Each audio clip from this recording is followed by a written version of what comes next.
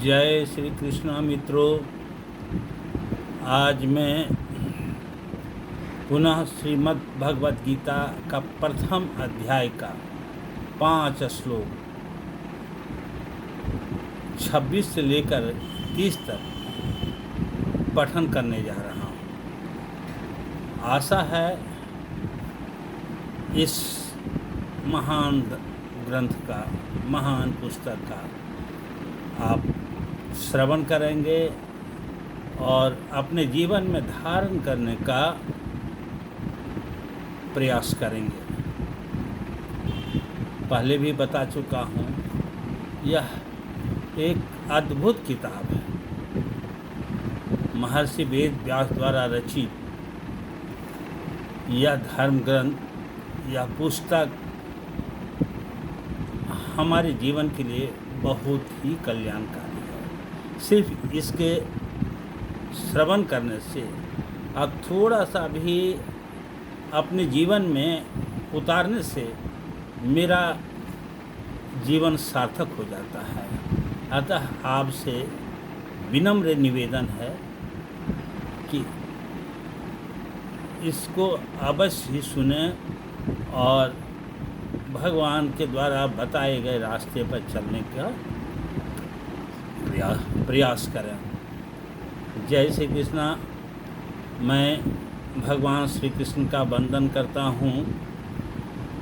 वसुदेवसुतं देवं कंसचाणूरमर्दनं देवकी परमानन्दं कृष्णं वन्दे जगद्गुरुं श्रीकृष्णं वन्दे जगद्गुरुं।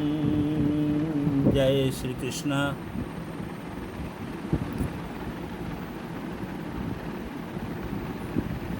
इस अध्याय में यानी प्रथम अध्याय में ये अर्जुन विषाद योग के बारे में बताया गया है। जब कुरुक्षेत्र में दोनों सेनाओं युद्ध के लिए तत्पर हैं, युद्ध आरंभ होने ही वाला है, तो अर्जुन अपने सखा, अपने प्रभु श्री कृष्ण ने कहते हैं, हे माधव, आप मुझे दोनों सेनाओं के मध्य में ले चलिए, जिससे हम देख सकें कि किन किन योद्धाओं से हमें युद्ध करना है। भगवान कृष्ण तो सारथी थे। अर्जुन ने कहा, उन्होंने रण क्षेत्र में युद्ध क्षेत्र के बीचों बीच रथ को लाकर खड़ा कर दिया। उन्होंने कहा, अर्जुन देख, ठीक दोनों सेनाओं के मध्य में तुम्हारा रथ खड़ा है, देख लो किससे किससे तुम्हें युद्ध करना है। अर्जुन अवलोकन करने लगता है अपनी सेनाओं को भी और कौरवों की सेनाओं को भी। देखते देखते उसका मन द्रवित हो जाता है, रोमांचित होने लगता है, उसका रोम रोम कांपने लगता है। कहता है कि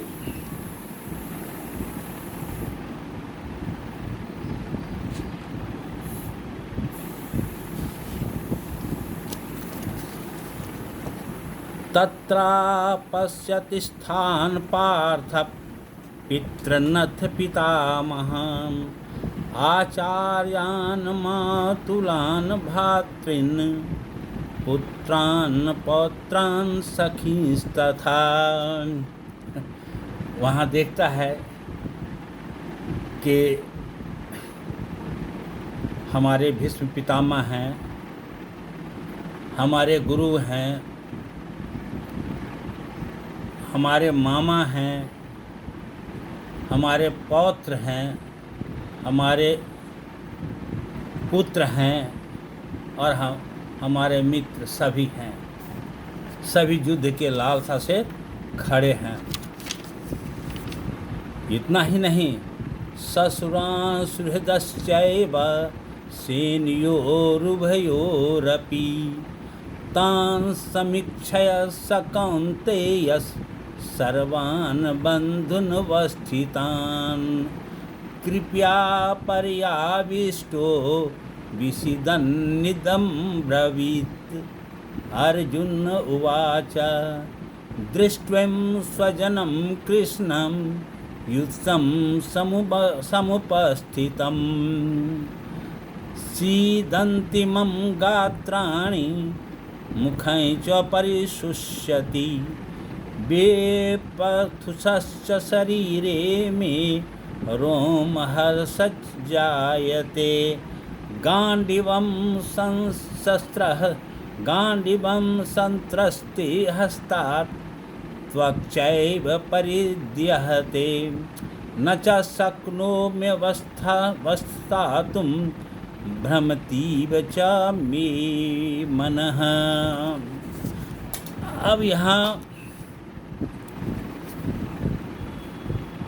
अर्जुन देखते हैं कि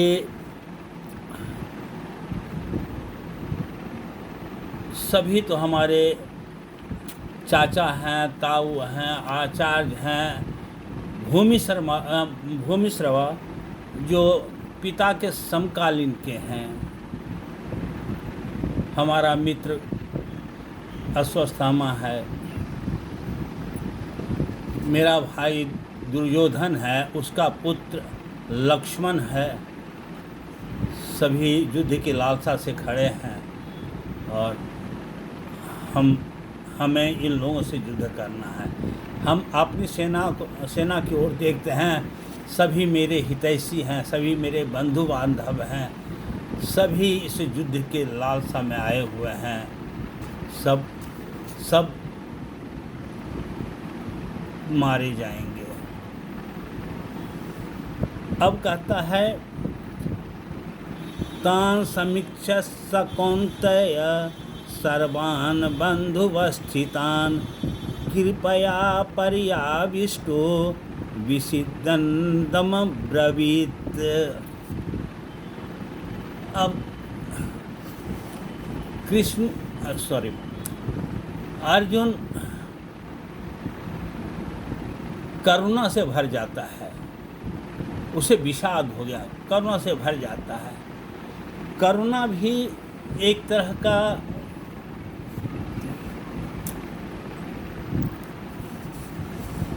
ईश्वर के समीप जाने का सबसे सरल मार्ग है। करुणा दुर्लभ व्यक्तियों में पाया जाता है, या तो श्रेष्ठ मानव में या देवताओं में। अन्य भक्ति का एक बहुत ही पराकाष्ठा है। जिसके हृदय में करुणा है, जिसके हृदय में दया है, वह श्रेष्ठ मानव कहलाता है, वो भगवान का प्रिय है। अर्जुन सोचता है ऐसे युद्ध से हमें क्या लाभ, जिससे कि हमें उन लोगों के साथ युद्ध करना पड़े और ये इतना बड़ा साम्राज्य लेकर हम क्या करेंगे, जबकि हमारे बंधु बांधव भी नहीं रहेंगे। इस साम्राज्य का क्या लाभ। बंधु मित्रों, वास्तव में होता क्या है, पहले भी कहा गया है कि विद्या दो तरह की होती है, एक भौतिक विद्या और एक होता है आध्यात्मिक विद्या। अर्जुन जो अपने सभी बंधु बांधवों को देख रहा था, वह अपने भौतिक आँखों से देख रहा था। ज्ञान रूपी चक्षु उसके पास नहीं था। वह नहीं जान रहा था कि हाँ, ये सभी जो हैं सभी हमारे दुश्मन हैं, सभी धर्म के दुश्मन हैं, सभी ईश्वर के दुश्मन हैं। वो सिर्फ एक भौतिक आंख से देख रहा था, एक हमारे ताऊ हैं, हमारे भाई हैं, मित्र हैं, वगैरह वगैरह। यही कारण था कि आगे चलकर हम देखेंगे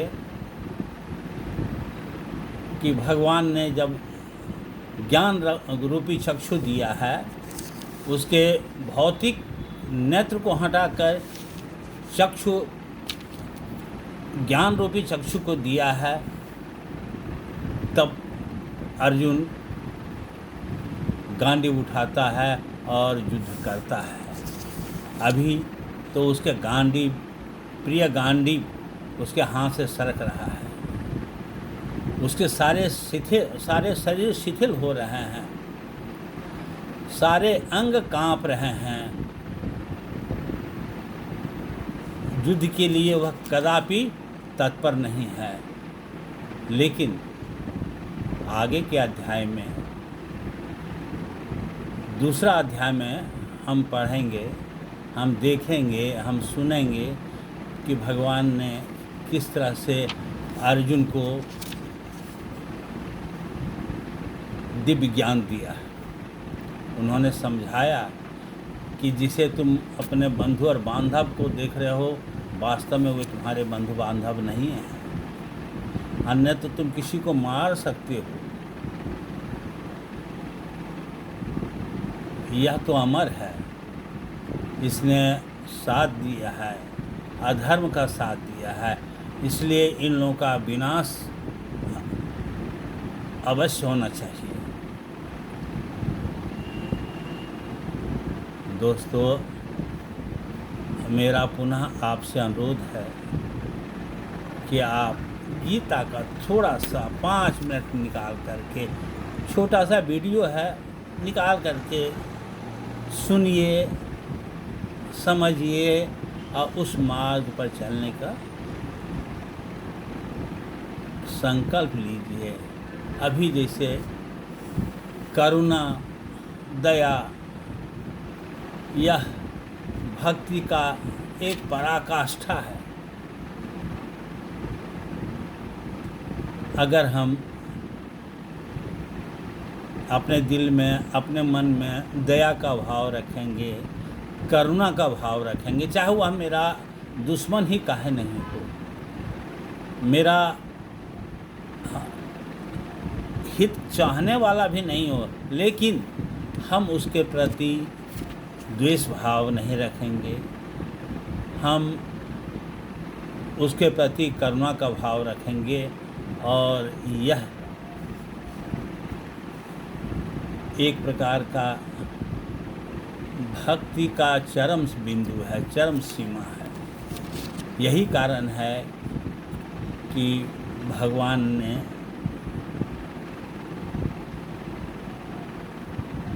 इस भौतिक चक्षु को हटाकर ज्ञान रूपी चक्षु को प्रदान किया कि अर्जुन में एक श्रेष्ठ मानव का गुण है, और ऐसे मानव बिरला ही पाए जाते हैं, कोई कोई होते हैं। अतः आपसे पुनः करबद्ध निवेदन है कि हर किसी के साथ करुणा का भाव रखिए, दया का भाव रखिए, और अपना जीवन सुचारू रूप से चलते रहे, इसकी ध्यान भी रहना चाहिए। जय श्री कृष्ण।